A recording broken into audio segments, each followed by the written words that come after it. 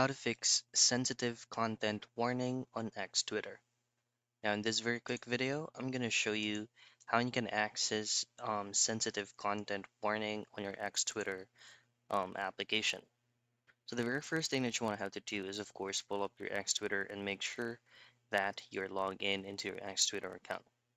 Now, sensitive content is just around the corners. So all you have to do next is to access your profile picture at the upper left, and then scroll down in here, choose on settings and privacy.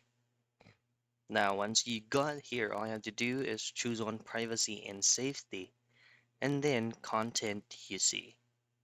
Now, you only have two options here, like explore settings and sensitive media. Now, we're looking at sensitive media right here. Just simply tap on that. Now, if you're encountering errors such as sensitive content warning, that means the option here that says display media that may contain sensitive content is enabled.